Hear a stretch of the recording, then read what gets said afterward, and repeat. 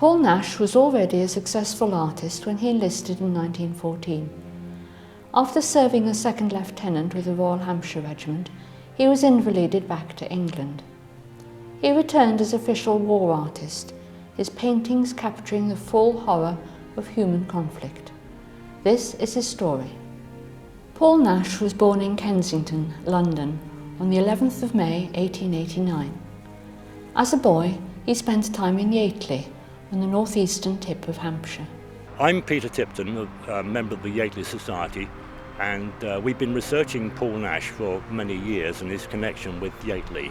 I'm standing in front of a house which was Mrs. Wilding's school, which he attended when he was from about 5 to 10 years old.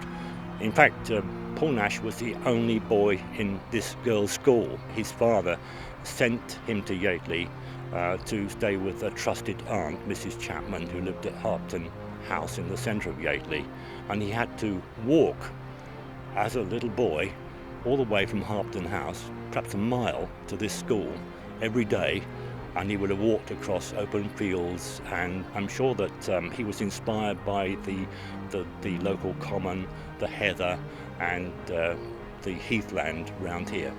And we think this is the school that generated his interest in painting. In his autobiography, Outline, Paul Nash said of his time in Yateley, "I think it awoke in me my first love of winter country. The brittle ice pools with their dark, thin rushes on the common, the rich weather stains and bruises on the dripping trees in the deep lanes." Soon after the First World War broke out, Paul Nash enlisted in the 28th Battalion London Regiment, the Artist Rifles, in 1914. They were on home service at the time. Keen to see active service, Paul Nash was gazetted second lieutenant in the Royal Hampshire Regiment in December 1916 and prepared to travel to France. Second Lieutenant Paul Nash joined the 15th Battalion of the Hampshire Regiment in early 1917 and served with us in France until the summer, when he was injured and invalided back to England. Paul Nash broke a rib when he fell in the trenches on the eve of the Ypres offensive. Whilst recuperating back in England, he worked on sketches that he'd drawn during his time at the front. In the immediate aftermath of the Third Battle of Ypres, better known as Passchendaele, Paul Nash returned to France as an official war artist in November 1917. Paul Nash saw himself as representing the stark reality of war. He wrote to his wife from the front on the 16th of November 1917.